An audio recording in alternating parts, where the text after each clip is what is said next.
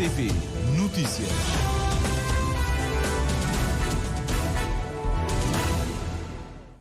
São 19 horas em Cabo Verde.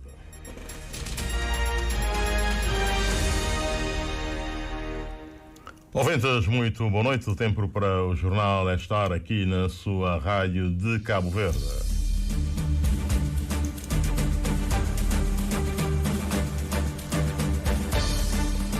Vários votos de boa noite. Tempo para o jornal é estar. Começamos com os títulos da atualidade. Encontrar embarcação vazia e submersa nas imediações da praia de Nossa Senhora da Encarnação, em São Felipe Fogo. Proposta do Governo para o artigo que mantém inalteradas as pensões e o salário mínimo nacional no Orçamento de Estado para 2005 foi aprovada hoje à tarde no Parlamento, com votos favoráveis do MPD e abstenções da UCID e do PAICD.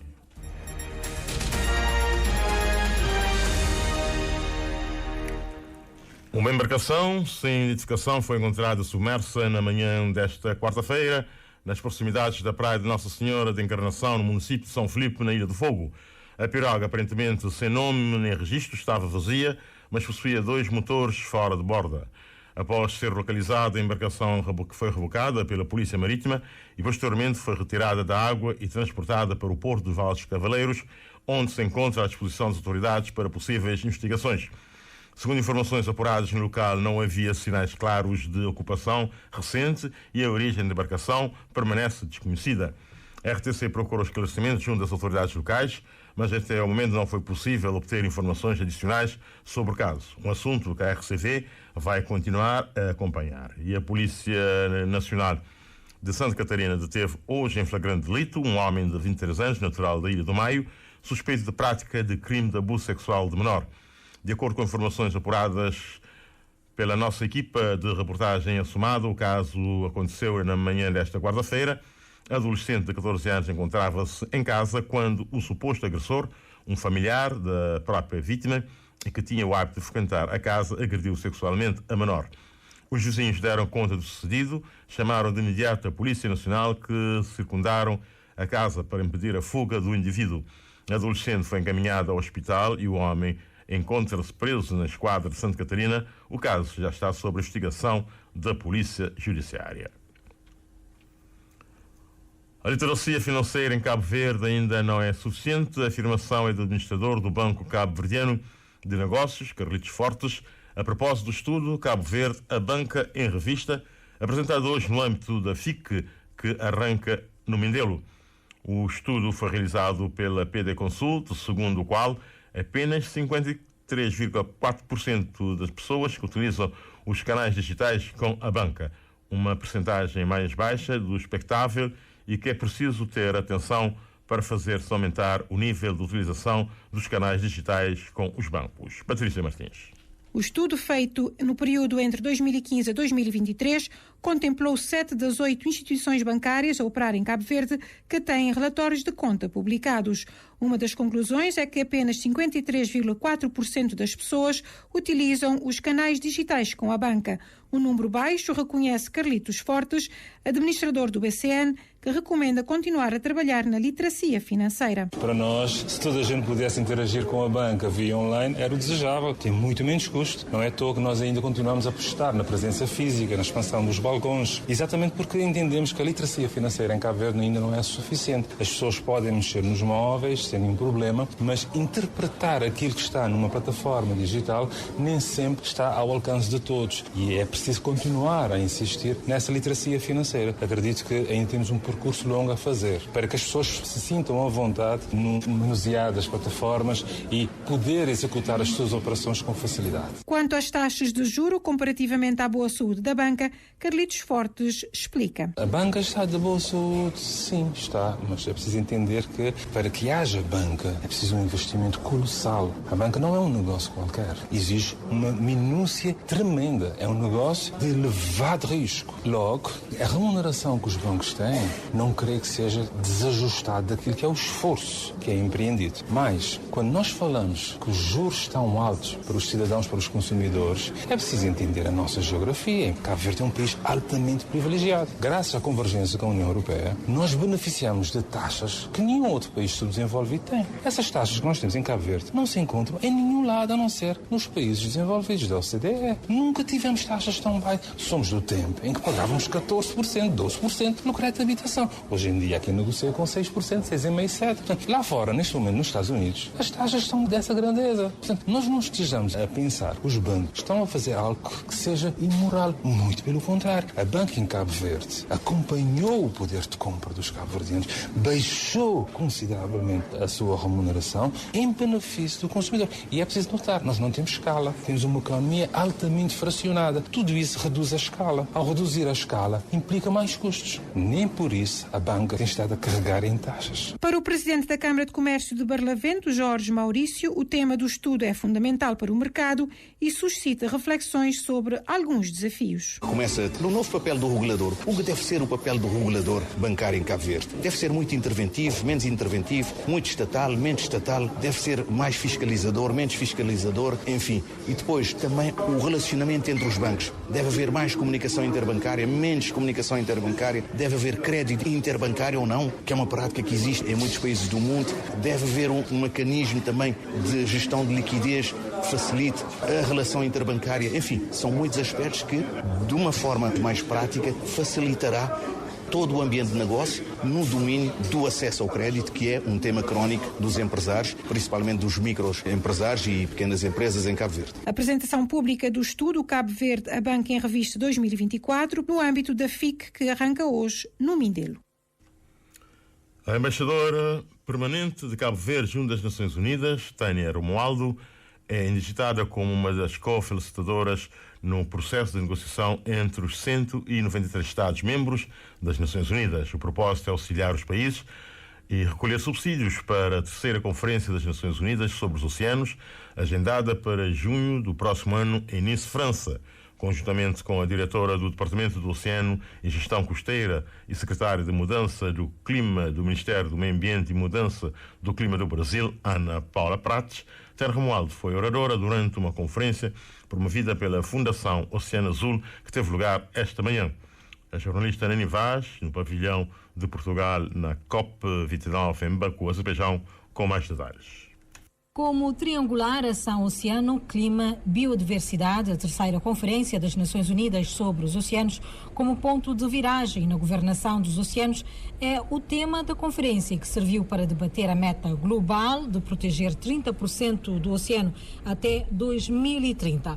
Para a diretora do Departamento de Oceano, Gestão Costeira e secretária de Mudança do Clima do Ministério do Meio Ambiente e Mudança do Clima do Brasil, Ana Paula Prates, a conferência veio mesmo a calhar numa altura em que as questões relacionadas ao oceano foram introduzidas pela primeira vez nas negociações.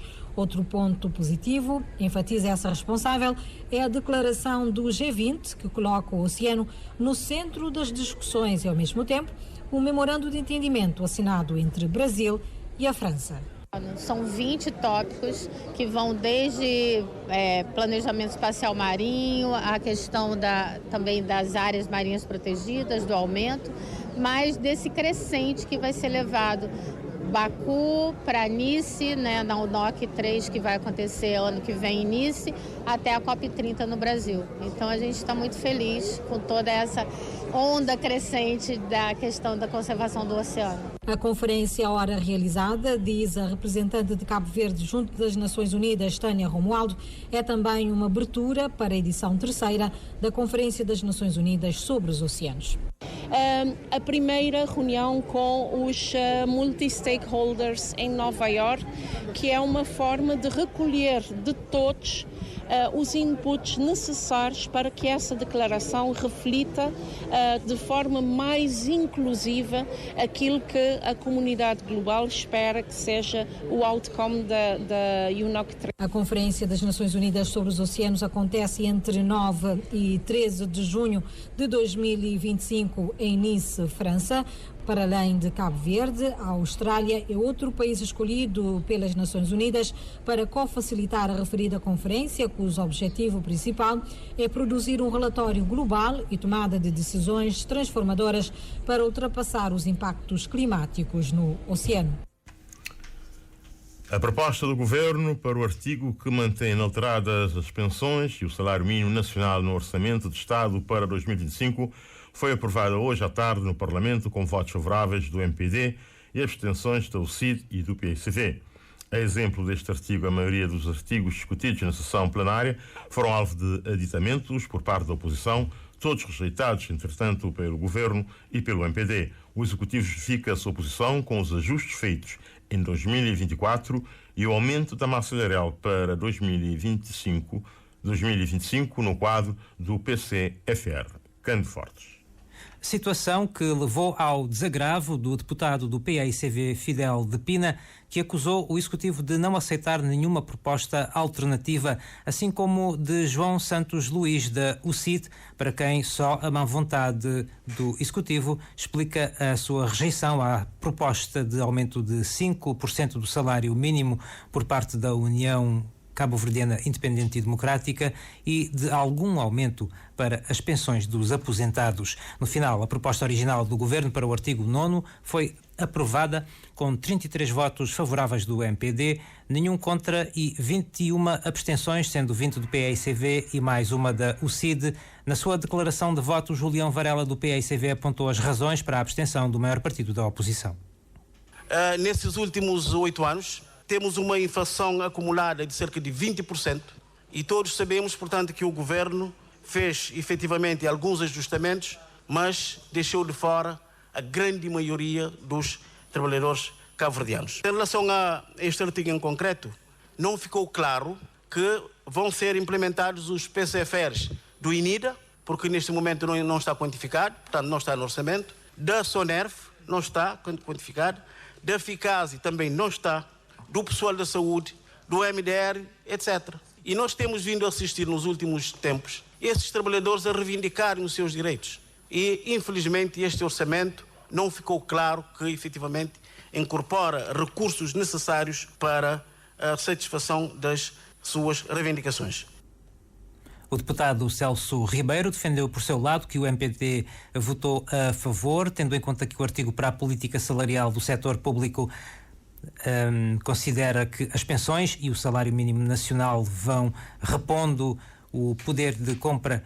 Ou melhor, o deputado Celso Ribeiro defendeu por seu lado que o MPD votou a favor porque o artigo para a política salarial do setor público vai repondo o poder de compra dos cabo-verdianos face à conjuntura de crises. É preciso, no entanto, segundo Ribeiro, ver outros impactos orçamentais que também melhoram o orçamento doméstico dos cabo-verdianos.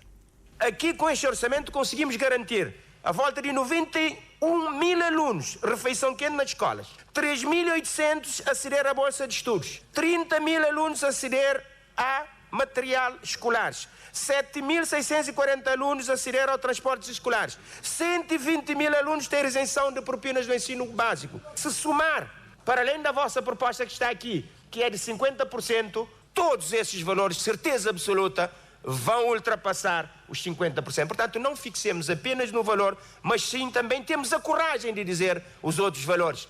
Eletricidade e água, 50%. Este é um orçamento, de facto, que responde, face à conjuntura atual do país, responde às necessidades dos cabo-verdianos.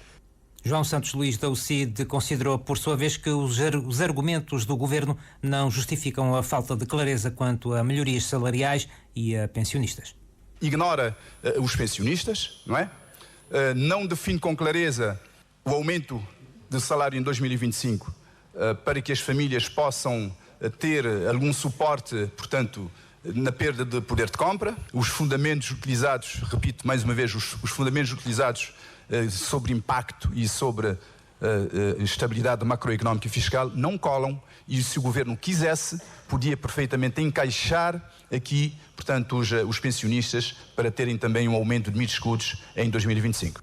Durante o debate realizado esta tarde sobre outros artigos do Orçamento de Estado para 2025, seguiram-se aditamentos da UCID e do PAICV para atualização em 3%, por exemplo, de salários acima de 69 mil escudos e para aumentos da pensão social do regime não contributivo e da pensão social mínima, todos rejeitados pelo Governo e pela situação, com a justificação de que, face aos ajustes feitos em 2024 e ao aumento da massa salarial para 2025 no quadro do PCFR, o Governo pretende primeiro esperar pela consolidação do contexto orçamental para, em 2025, planear novos aumentos.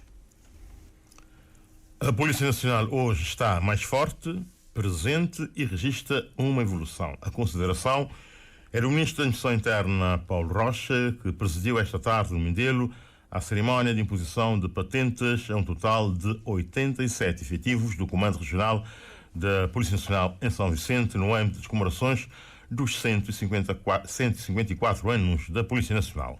Patrícia Martins.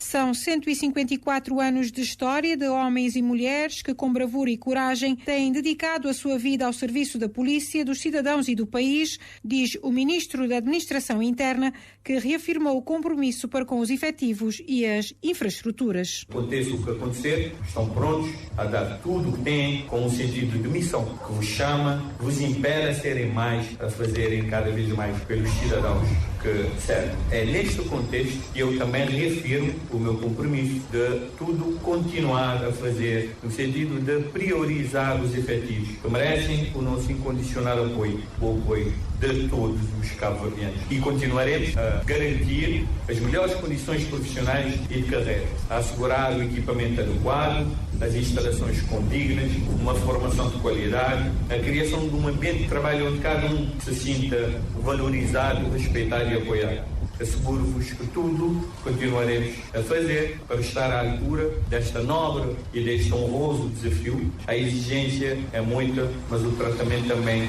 é e deve ser sempre proporcionado. Paulo Rocha sublinha que a Polícia Nacional hoje está mais forte e registra ainda uma evolução relevante. Temos hoje uma polícia mais forte, uma polícia mais presente, orgulhosa da sua história, uma força viva, cada vez mais próxima dos cidadãos. A Polícia Nacional evoluiu bastante, apostou na tecnologia, na modernização, capacitou os seus efetivos, tem hoje infraestruturas modernas, conta com uma rede de comunicações e meios de mobilidade eficientes. Por outro lado, do ponto de vista do desenvolvimento na carreira do pessoal, da importância que tem na cadeia de comando, na renovação hierárquica e funcional e no rejuvenescimento da Polícia Nacional, também neste capítulo estamos a cumprir com a instituição e com os seus oficiais. Iremos terminar o ano com 0 pendências na carreira pessoal, com 0 promoções pendentes. Um total de 87 efetivos do Comando Regional de São Vicente foram contemplados com a imposição de patentes, sendo 8 oficiais, 12 subchefes e 67 agentes. Maximiliano Fortes, comandante regional da Polícia Nacional em São Vicente, deixou um reconhecimento à equipa. Uma equipa dinâmica, integrada, comprometida com a causa da segurança pública e que no seu dia-a-dia dá o melhor de si. Todos os anos, por esta altura, a Polícia Nacional recompensa e patenteia os seus bravos efetivos com louvores, condecorações, promoções, resultantes do engajamento, da dedicação, disponibilidade incessante, da determinação e do profissionalismo e do espírito de missão de mostrar, mesmo em situações de elevado risco, no cumprimento das suas exigentes tarefas. Cerimónia de imposição de patentes a efetivos do Comando Regional da Polícia Nacional em São Vicente, no âmbito das comemorações dos 154 anos da Polícia Nacional. E o Ministro das Comunidades e do Mar, Jorge Santos, abriu neste fim da tarde no Mindelo a 27ª edição da FIC e lembra que essa feira é uma importante plataforma de exposição, negócio e de troca de conhecimentos. A cerimónia assistida pelo nosso colega Arnaldo Borges. E a Feira Internacional de Cabo Verde é um catalisador fundamental para o espaço de encontro de empresários, nota Jorge Santos. De empresários aqui de Cabo Verde, mas também empresários vindos um pouco de todo o mundo.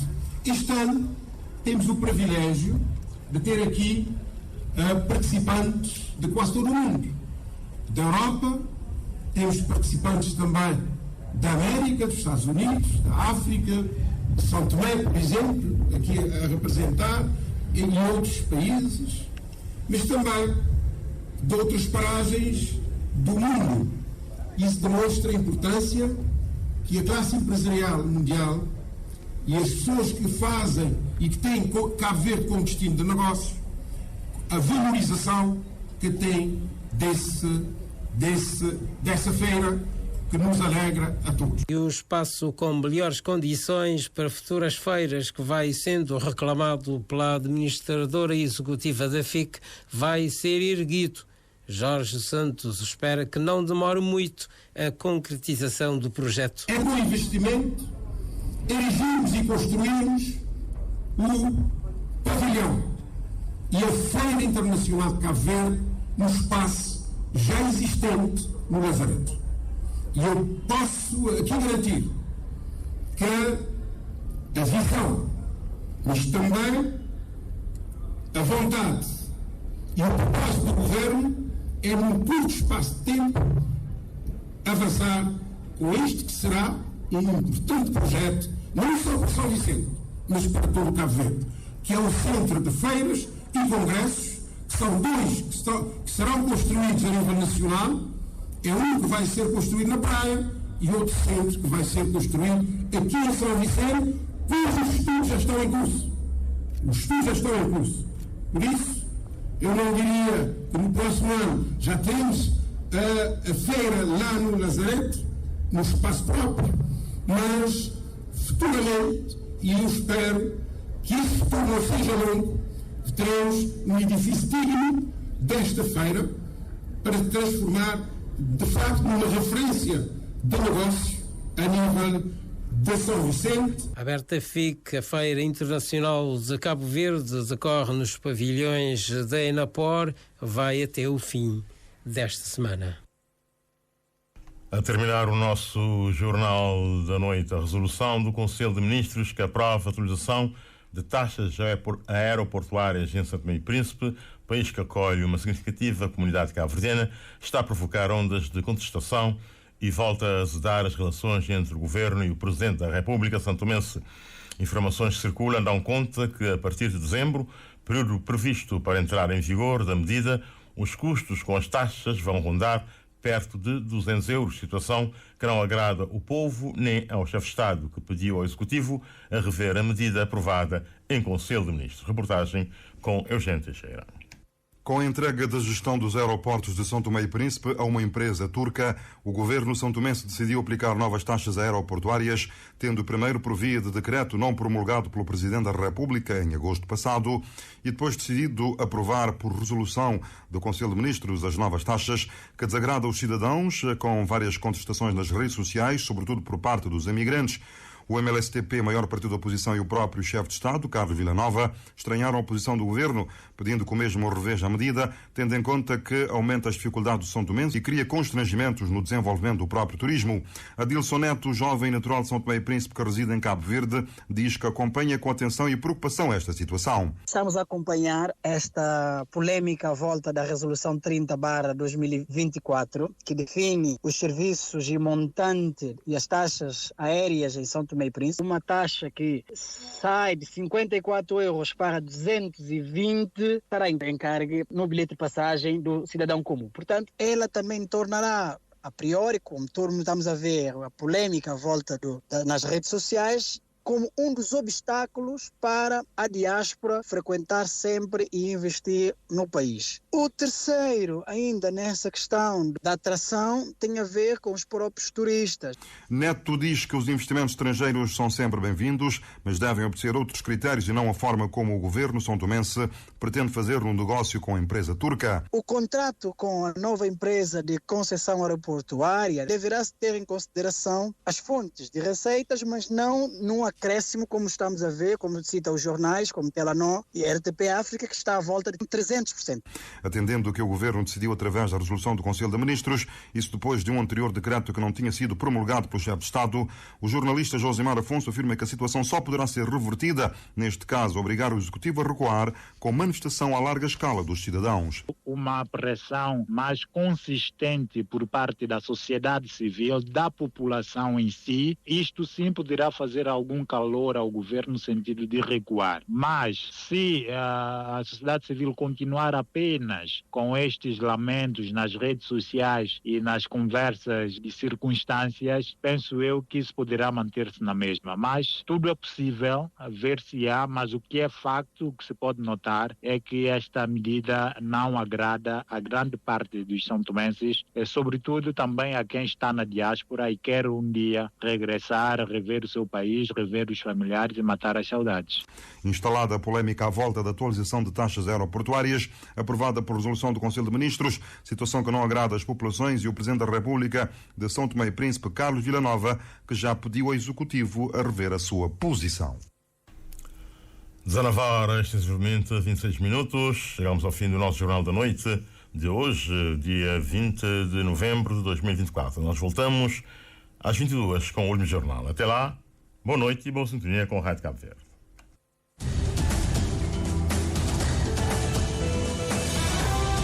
Mais informações em www.rtc.cv e na aplicação RTC Mobile. RCV, o rigor da notícia e o melhor da informação a cada hora.